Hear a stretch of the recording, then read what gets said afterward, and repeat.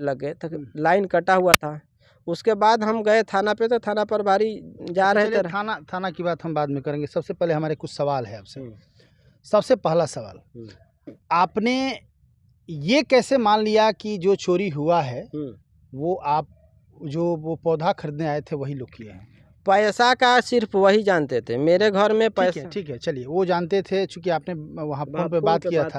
वो वो ये कैसे जानते थे कि आपके यहाँ 3 गो 4 गो रूम है, इसमें इसी रूम में पैसा है और इसी बक्से में है? चोर को ऐसे कैसे पता? चोर सारा आने से पहले, घूमने से पहले सारा डिटेल्स पूछ चुका था कि आप किस रूम में रहते हैं, मम्मी पापा किस रूम में रहते हैं, आपका टोटल चीज़ माने घरेलू टाइप का वो बन के वो आदमी। अड़हुल के पौधा बोला कि 7:58 पे 26 तारीख को फ़ोन किया, जिसका मेरे पास कॉल रिकॉर्डिंग और स्क्रीनशॉट खींच के रखे हुए हैं। जैसे ही हम पीछे गए हैं पौधा गिनने छाटने, उसी के क्रम में मेरे नर्सरी में आ गया।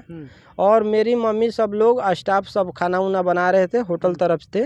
और घूमते घूमते मेरे नर्सरी में मेरा रूम वाली फ़ोन करवा रही है कि मैं एसपी ऑफिस से बोल रहा हूँ, तुम आवेदन जाके दो, नहीं तो तुम्हारा केस फॉल्स हो जाएगा।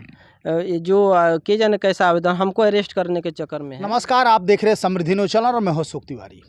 एक घटना पर प्रकाश डालना चाहेंगे हम, और इस समय हम गीधा में हैं।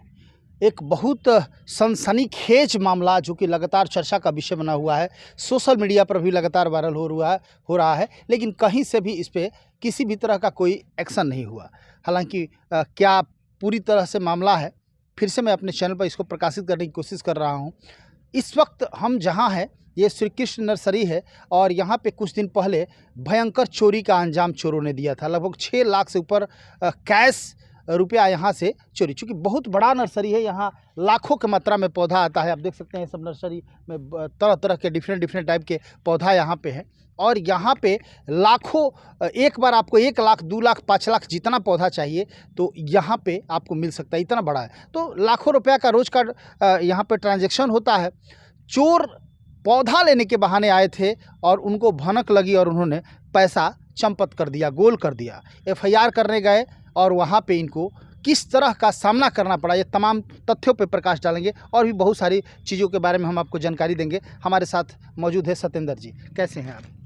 मेरा नाम सत्येंद्र कुमार है, पिता राधा किशन सिंह, ग्राम पोस्ट गीधा, थाना कोइलवर, OP गीधा का निवासी हूँ। ये क्या आपके नर्सरी का नाम क्या है? मेरा नर्सरी का नाम है न्यू श्री कृष्णा बाग नर्सरी। अच्छा, ये टोटल कितने बीघा में है? लगभग 4 बीघा में है। 4 बीघा में है। आपके यहाँ तो हमको लगता है कि 2-4-5 लाख पौधा भी किसी को चाहिए था। हम लोग ज़्यादा बाहर से मंगा के पौधा देते हैं, सप्लायर हैं हम।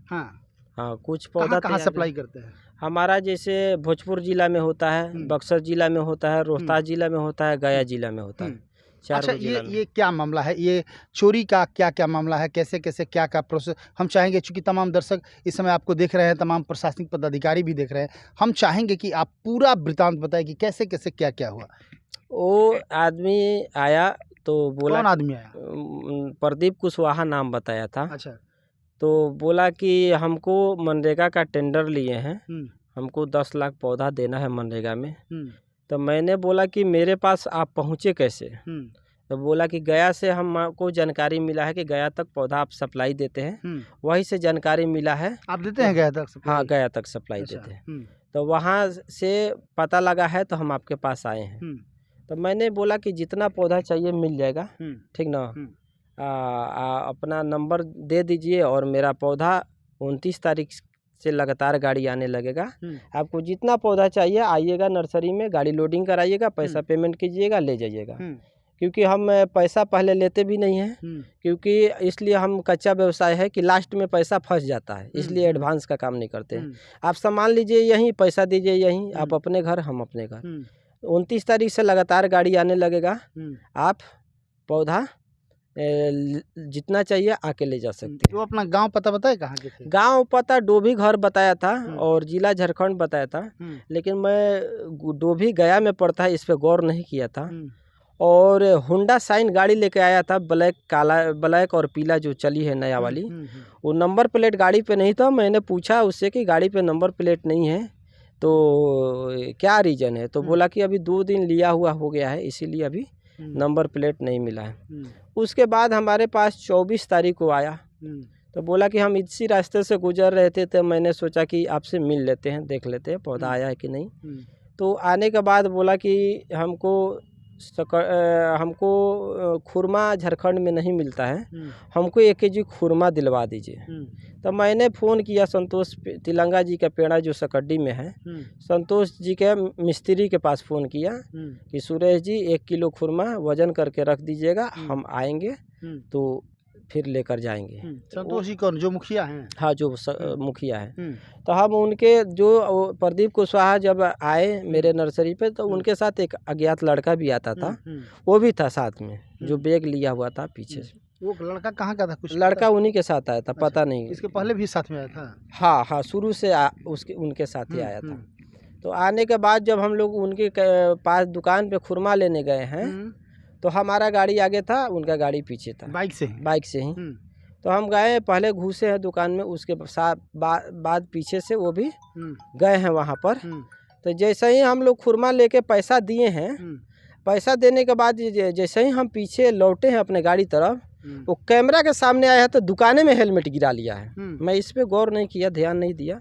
फिर वो चला गया, मैं अपने नर्सरी पे आ गया। वो कहाँ गया ये नहीं जानकारी हमको।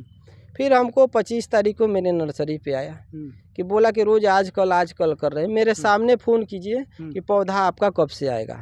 मैंने बोला कि आज 25 तारीख हो गया, 4 दिन में आपको क्या दिक्कत है, 4 दिन के बाद आइए पौधा लेके जाइएगा। तो बोला कि ना, हमको यकीन नहीं हो रहा है, आजकल कर रहे हैं, मेरे सामने फ़ोन कीजिए। मैंने उसको सामने फ़ोन सप्लायर को फ़ोन कर दिया। सप्लायर को फ़ोन किया तो सेकंड सैटरडे संडे बैंक बंद था। मैंने सप्लायर को फ़ोन किया तो बोला कि भैया गाड़ी मेरा कब से लोडिंग होगा। तो बोला कि पेमेंट डलवा दीजिए, 1 दिन बाद लोडिंग हो जाएगा। तो मैंने उसे बोला कि सेकंड सैटरडे संडे बैंक बंद है, ऐसा काम कीजिए कि सोमवार को गाड़ी लोडिंग करा के 11 बजे तक रेडी रखिएगा। घर में कैश पैसा बक्सा में रखा हुआ है, आप निश्चिंत रहिए। बैंक जैसे ही खुलेगा 10 से 11 के बीच में आपके खाते में ट्रांसफ़र कर दूंगा।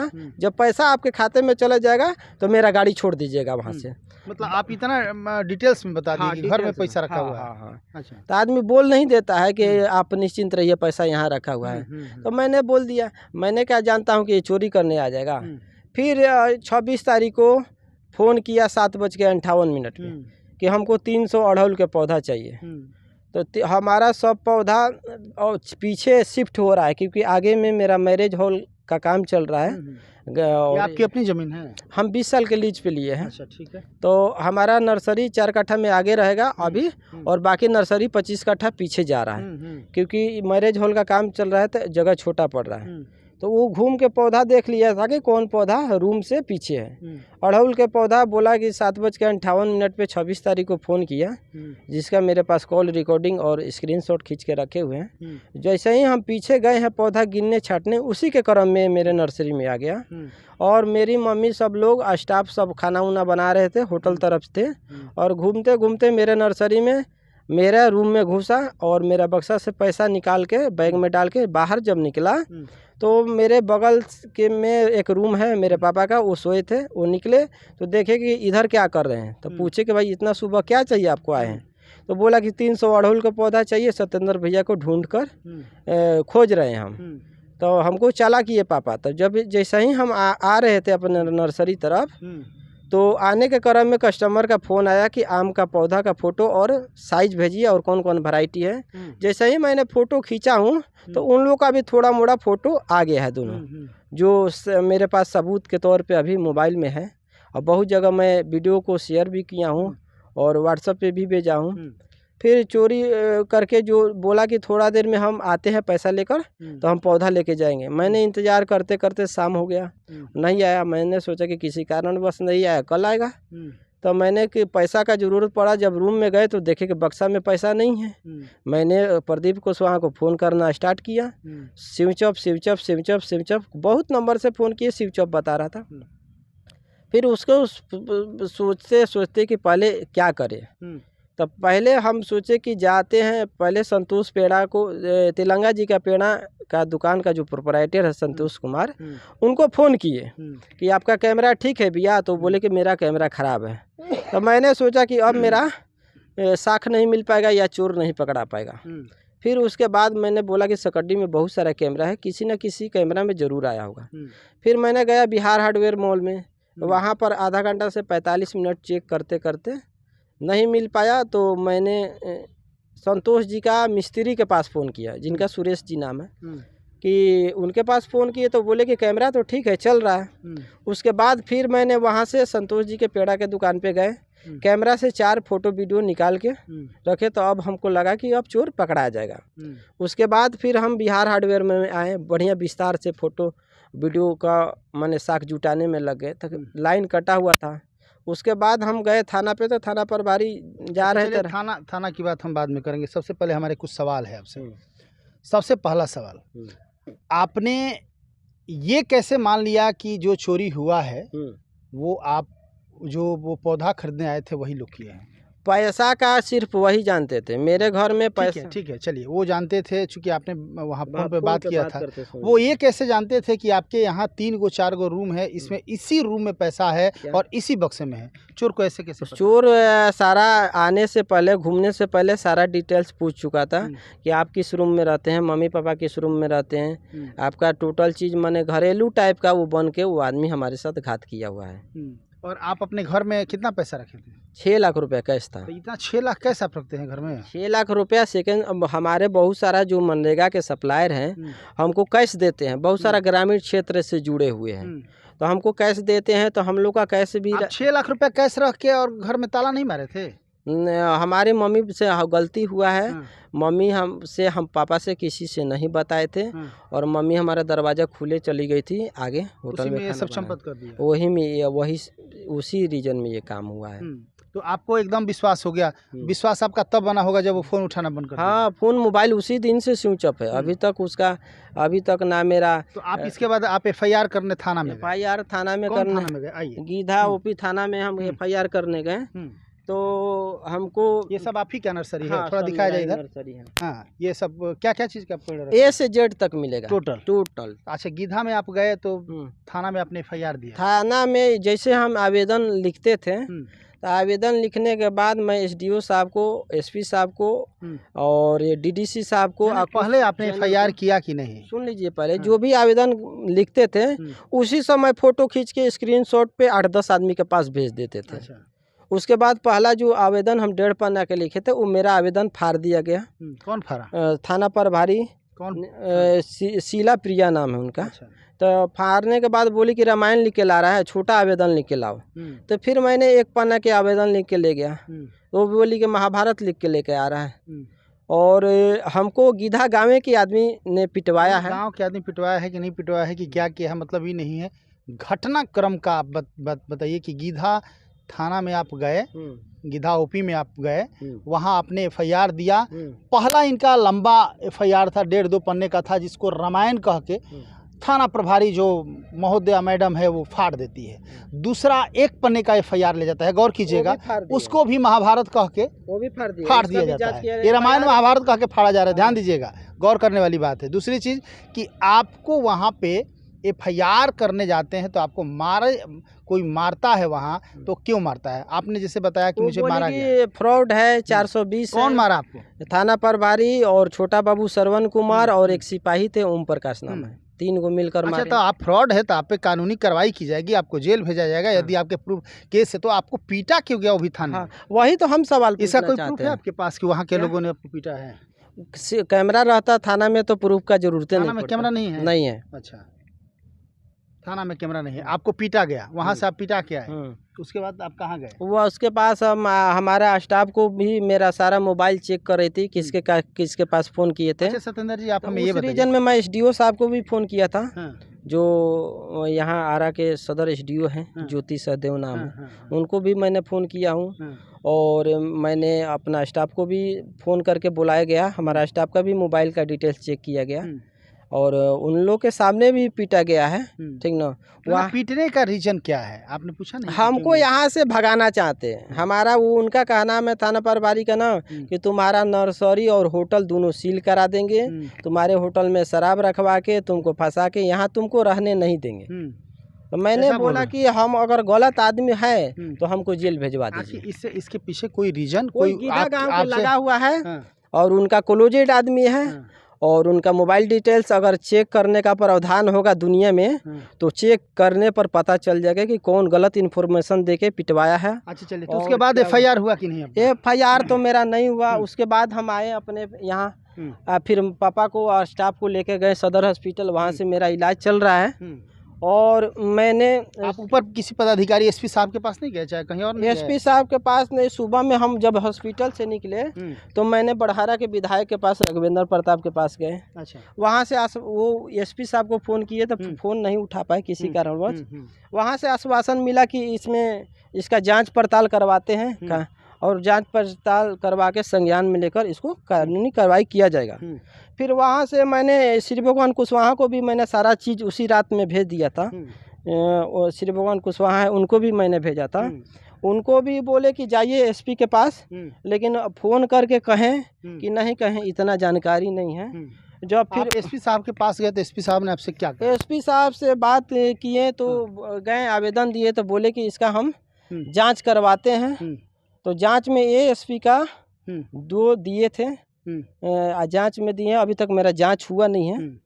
उसके बाद DSP साहब जो साइबर क्राइम के हैं वो आए थे, लेकिन हमको नहीं जानकारी था कि साइबर क्राइम में DSP हैं। तो हमने सोचा कि ASP के जगह पे हो सकता है जांच करने को इन्हीं को मिला है। वो आए, मेरा नर्सरी घूमे, सब देखे, जांच करके गए। तो फिर हमको पता चला कि मेरा केस के आयु श्रवण कुमार हैं जो पीटे हैं।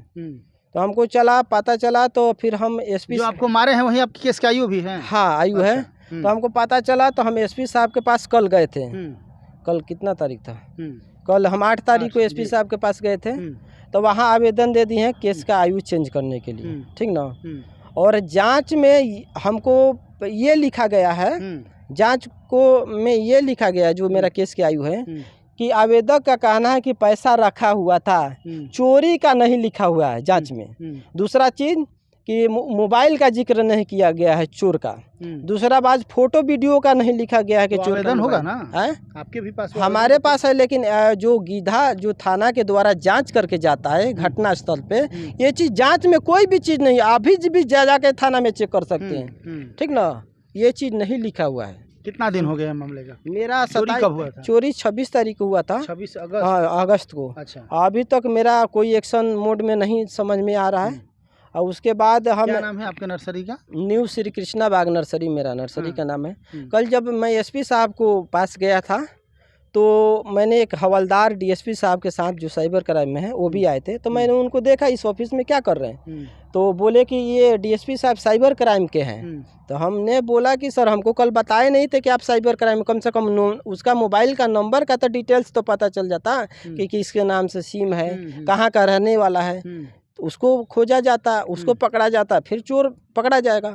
कल शाम को दिए हैं, तो अब देखिए क्या होता है। उसके बाद बहुत सारे पत्रकार चैनल वाला भी आए, यहाँ से बाइट लेके भी गए हैं। ना पेपर में छापने के लिए नाम ले रहे हैं और ना न्यूज़ पे चलाने का नाम ले रहे हैं। चलिए सत्येंद्र जी, आपकी तमाम बातें तमाम लोग देख रहे हैं इस वक्त, और हम चाहेंगे जितने भी प्रशासनिक पदाधिकारी हैं, DGP महोदय हैं, DIG महोदय हैं, SP महोदय हैं, तमाम लोगों से आप देख सकते हैं किस तरह की घटना है। सत्येंद्र जी हैं और मैं आपको बता दूं कि इनका एक नर्सरी चलता है यहीं गीधा में, और इनकी नर्सरी से चोरी हो जाती है लाखों रुपए की, लगभग 6 लाख रुपए इनका कहना है कि हमारे रूम से चोरी हो जाती है। उस समय माँ ताला नहीं बंद की थी, किसी कारण बस हमने फ़ोन पे कोई ऐसा मामला हुआ था जैसे कि इन्होंने बताया, इन्होंने बता दिया। इनको आशंका है कि चोर वही है जो इनके पास पौधा खरीदने आया था। क्योंकि अभी तक उसका मोबाइल अब बता रहा है, तो उसका ट्रेस करना चाहिए, जांच करना चाहिए। ये पीड़ित है, ये आवेदन दिए, गीधा थाना प्रभारी को आवेदन लेना चाहिए, इनको समझाना चाहिए कि हम जांच पड़ताल कर रहे हैं, न कि इनको बर्बरतापूर्वक मारना चाहिए। 7वां दिन FIR हुआ है मेरा। हाँ, 7 दिन पे FIR हुआ है, वो भी SP साहब को पैरवी करने के बाद। 7 दिन के बाद FIR होता है, जबकि तुरंत FIR करने का ऊपर से तमाम पदाधिकारियों का भी आदेश है कि तत्काल FIR होना चाहिए, और जो थाना FIR नहीं एक्सेप्ट करता उस पर कानूनी कार्रवाई होनी चाहिए। तो आखिर 7 दिन के बाद गीधा थाना ने FIR एक्सेप्ट किया, वो भी पैरवी के बाद, तो फिर उस पर कार्रवाई क्यों नहीं? खैर, वो सब चलता रहेगा, वो क्या है वो तो सिस्टम जाने और सरकार जाने, और जो भी अपर पदाधिकारी है वो लोग समझे कि आखिर ऐसा क्यों हो रहा है। ये आप समझ सकते हैं कि इनकी ये नर्सरी है इतना बड़े पैमाने पर ये काम करते हैं, एक अच्छे व्यवसायी हैं, कहीं ना कहीं सरकार को भी रेवेन्यू देते हैं। तो ऐसे लोगों के साथ, ऐसे व्यवसायियों के साथ यदि इस तरह की प्रताड़ना की जाती है तो आम साधारण लोगों के साथ क्या होती होगी? सभी प्रशासन का मेरे यहाँ से पौधा जाता है, प्रशासन में भी जाता है? पूरा जितना प्रशासन है, ये भोजपुर जिला में सब होटल है, रिसोर्ट है, सभी जगह पौधा जाते हैं। फिर भी इनके साथ ये दशा हुई है, ये हाल हुआ है, तो आप सोच सकते हैं कि कितना मजबूत है हमारा भोजपुर पुलिस की टीम। और हम चाहेंगे एसपी सर से कि आप इस पर कार्रवाई करें कि आखिर ऐसा क्यों हो रहा है। ये सिर्फ यहाँ का मामला, गीधा का ही मामला नहीं है, भोजपुर में तमाम ऐसी घटनाएं हैं जो कि दब जा रही है, लोग उस पर एक्शन नहीं ले रहे हैं और कहीं ना कहीं उसको बरगलाने की कोशिश की जा रहा है, उसको भरमाने की कोशिश की जा रहा है, डांट के, मार के, पीट के भगा दिया जाता है। तो आखिर ऐसा क्यों हो रहा है? यदि ऐसा होता रहेगा तो कहीं ना कहीं पुलिस पर से लोगों का विश्वास उठ जाएगा। इसकी अच्छी तरह से जांच होनी चाहिए और जांच में देखना होगा कि आखिर गीधा जो भी, आखिर गीधा ओपी में कैमरा नहीं है, ये तो आश्चर्य की बात है। हर ओपी में, हर थाना में कैमरा लगा हुआ है, गीधा में क्यों नहीं लगा है? यदि लगा है तो उसका सीसीटीवी फुटेज के आधार पर देखना चाहिए कि इनको पीटा गया है कि नहीं पीटा गया है, और पीटा गया है तो क्यों पीटा गया है।